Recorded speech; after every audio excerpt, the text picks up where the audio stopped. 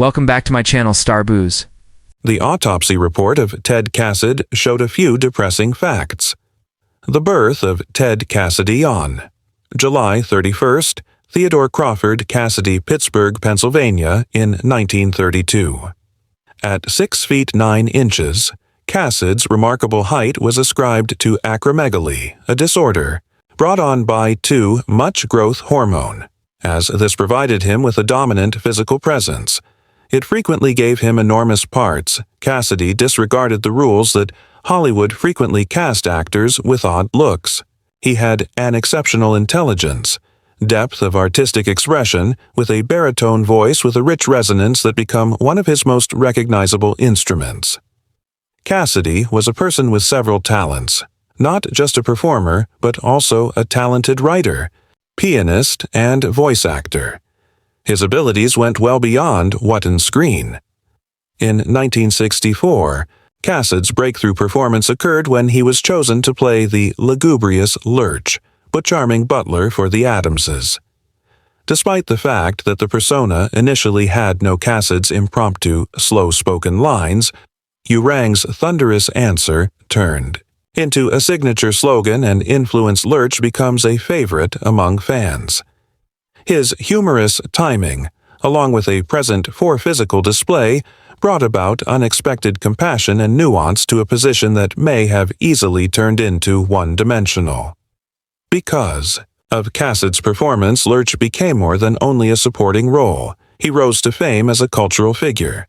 Beyond the Cassidy worked consistently in the Addams Family's television and films, frequently showing up in creations of fantasy and science fiction where he might use his voice and height to considerable impact. He had a memorable visitor. Parts. In television series such as Star Trek as the Gorn captain's voice, I Dream of the Only Guy, Genie, and then The Incredible Hulk, he described the opening scene and supplied the voice acting for the growls of the Hulk in the early episodes. Additionally, Cassidy provided his voice to a variety of animated shows and advertisements that highlight his vocal adaptability. He was especially skilled at modulating voice, and his work is often mentioned as an antecedent to contemporary voice acting in television genres. In spite of his rather intimidating appearance off-screen, Cassidy was renowned for being intelligent, gentle, and compassionate. He was captivated in history and literature, and he studied at the college level even as keeping up his acting career. Cassidy received her diploma from Trinity, Texas University, where he was exceptional in the classroom and at a university basketball player, while creating a solid basis for the performance artistic. From the 1960s to the 1970s, Ted Cassidy is well recognized for his tall size and a distinctively rich voice, had a lasting impression on Americans' television by adopting a range of vibrant and frequently unforgettable supporting positions. He made an appearance in 1967 in a particularly noteworthy Beverly the Dahlia Feud, a hillbillies song, where he portrayed a gigantic Browie named Mr. Ted, recruited a gardener by the snooty Mrs. to plant her beloved Dahlia D. Dale. With his commanding physical presence and deadpan speech, Cassidy changed what might have been a little part of a scene-stealing moment that was flawless combined physical humor with incisive timing, incorporating further humor into the enormously successful sitcom. The next year, Cassidy's adaptability as a character actor was completely focused on show. He made an appearance in The Manx, who is playing the part of the character Felipe Montoya in the To Kill episode, an author. His act gave the mystery, adding to the program's tension with his powerful display presence. In the same year, he assumed the Gentle Sam's job as a pirate with ironically gentle name, yet a tough character in the episode of Daniel Boone, The Ivory Scrimshaw Chart. Cassidy's depiction of the mysterious pirate further shown his aptitude for adding charm and depth to event the most peculiar characteristics. Cassidy additionally shown his comic timing and flair for the classic sitcom's fantasy. He performed 2 roles in I Dream of Genie, different characters in different episodes. in the creative and chaotic episode Who's Got the Genie? Genie. He seems to be the head of Genie's naughty sister, who plays the position with both power and whimsical allure. He went back to Theseries in a different capacity. Please, this time, avoid feeding the astronauts since Gene's cousin is still bringing vitality and uncertainty to the NASA and the fanciful realm of Genie's astronauts. The contributions of Ted Cassidy expanded into the field of science fiction as well. He assumed the role in 1976, a memorable and physically taxing role in the two-part Bigfoot episode of The Return of the $6 Million Man Bigfoot. Initially depicted by Andre the Giant, professional wrestler, Bigfoot started to appear frequently as an enemy.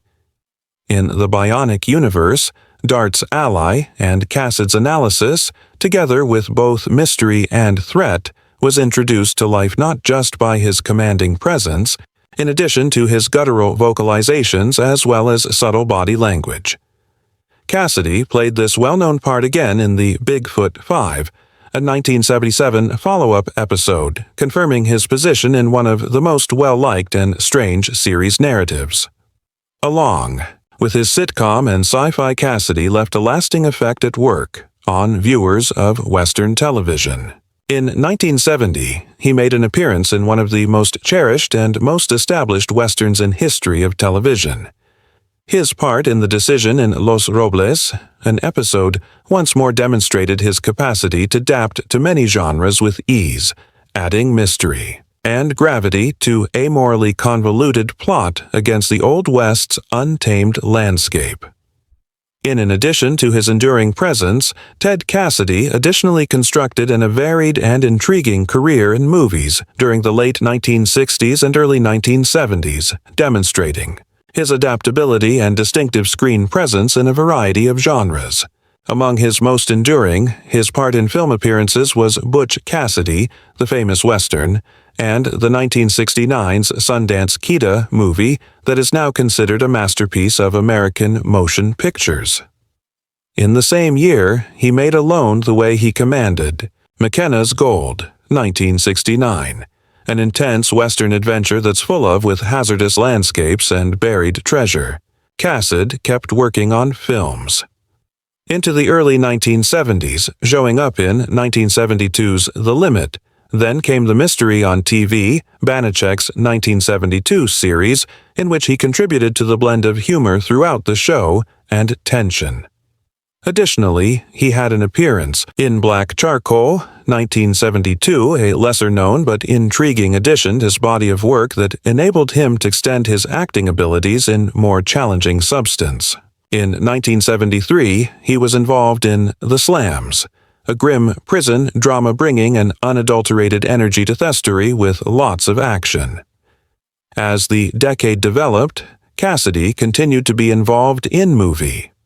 In 1974, in Thunder County, he gave life to yet another unique personality amid a rural criminal scene. He participated in the unconventional thriller Poor Pretty Eddie, 1975, a cult favorite that combined horror and exploitation and drama in a thought-provoking blend. Cassidy displayed his sense of humor. When Walter and Harry traveled to New York, 76, a historical comedy with lots of robberies and pranks, and he went on to say momentum following the most recent Bojest remake, 1977, a parody of the classic stories of adventure. One of his last films, the musical comedy, featured appearances. Goin' Coconuts, 1978, in which he took part among the oddball, family-friendly activities of Marie Osmond and Donnie. However, Cassidy's acting was not the only artistic endeavor. He collaborated with a scriptwriter in 1973. Werner Michael will co-write the Herod Experiments screenplay, a movie that looked at young people's idealism and sexual liberty in a forward-thinking university environment.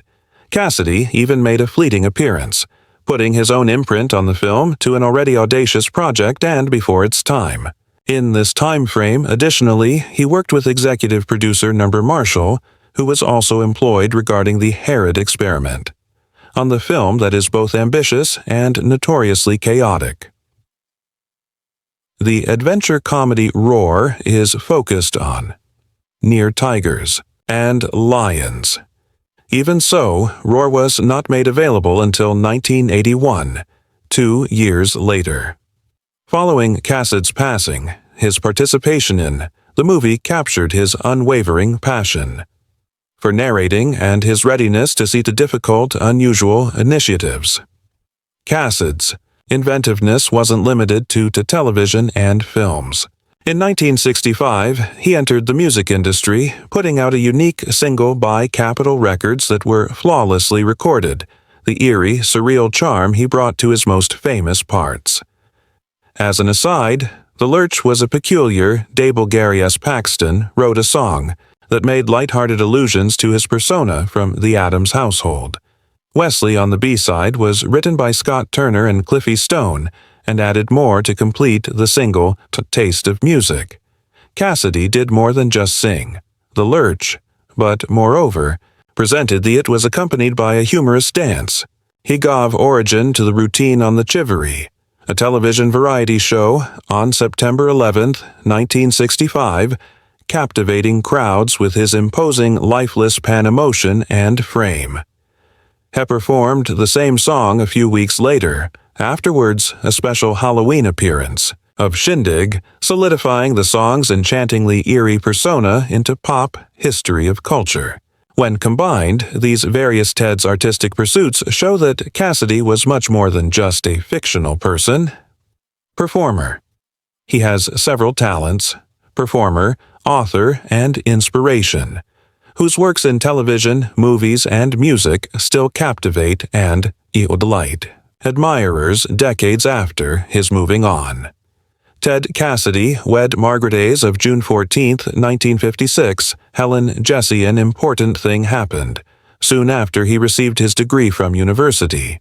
Cassidy at the time was a youthful man with big dreams, not only with regard to his nascent career in entertainment and radio, but especially in his private life, since he anticipated establishing a future for himself and his new bride.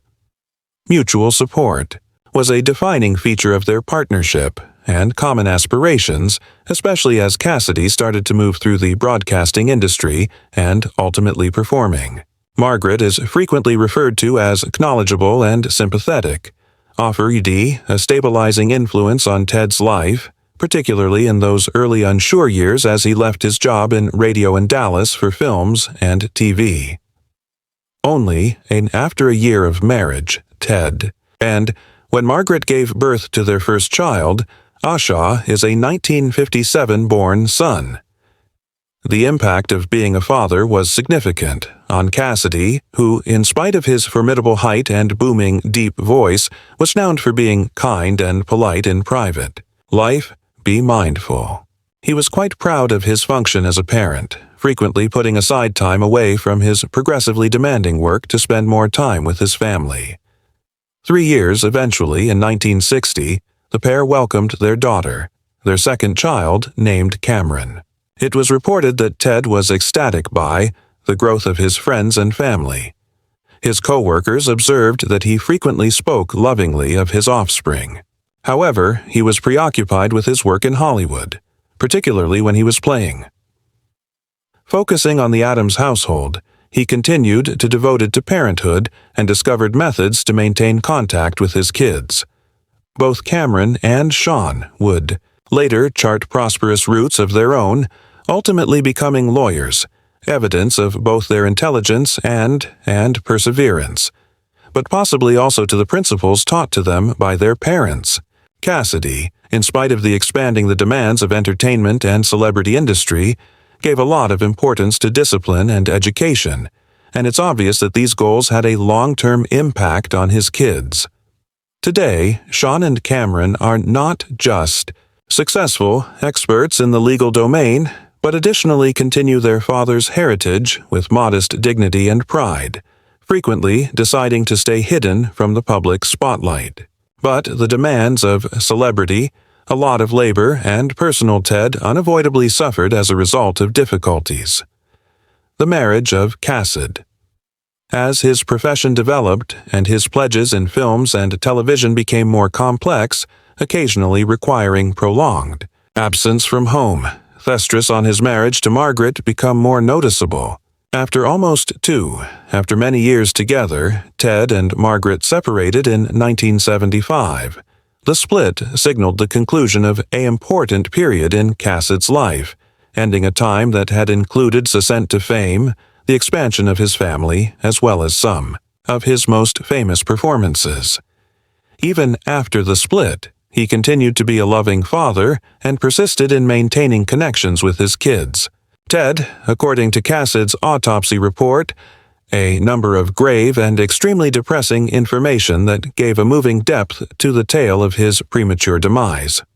Recognized millions of people as the tall, deep-voiced actor who played legendary parts, like Lurch, Cassidy was admired by the Addams Family, not only for his distinct physical, both his voice and appearance, but also for his talent, wit, and a calm personality battles. He passed away on January 16, 1979, and it was unexpected at barely 46 years old to both his co-workers and his admirers, and, according to the official autopsy report, improved understanding of the situation that resulted in his untimely death. Cassidy has had open heart surgery in order to eliminate a benign growth that had developed around his heart, a disease pertaining to issues from an uncommon acromegaly is a congenital disorder. This hormonal condition, which results in aberrant growth brought on by an excessive growth hormone synthesis, having profoundly influenced his life, providing he is tall, 6'9", and has a deep voice and lengthy features of the face, but also causing major health issues over time. Even though his physical characteristics had played a part in his Hollywood success, they also had an ongoing underlying conflict with the pressure that his illness put on his body. Stress had been placed on his heart for years, and the purpose of the procedure was to provide a new opportunity for health. But, according to the autopsy report, surgical problems turned into excessively harsh for Cassidy's already fragile body to manage. While recuperating, he experienced unanticipated organ failure, and despite the greatest efforts of the medical staff, his health quickly deteriorated. According to the article, Cassidy passed away from issues brought on by the elimination of thymus encircling his heart.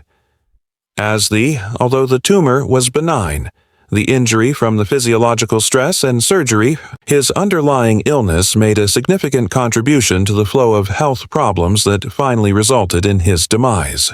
Apart from the medical results, the autopsy demonstrated how Cassidy's illness has subtly affected his standard of living for a long time. Despite his few public remarks about his health issues, close companions and family subsequently remarked that he frequently felt worn out, had joint discomfort, and burden on his heart that he stoically persevered to keep a strong, polished appearance. His imposing physique, formerly regarded as his strongest suit in television and films, were actually the due to an illness that reduced his life and restricted his health in the back of the scenes. The heartbreaking specifics of Cassidy's. The autopsy report provided not only clarifications, but also a feeling of satisfaction for individuals who admired him. It depicted a more detailed image of a man who became famous via performances that will never be forgotten, but who too bore unseen weights that ultimately proved to be too much. In looking back, the report is a sobering reminder of the frailty of people behind stardom and the significant ways that even the tallest people can be lowered by the silent toll of illness.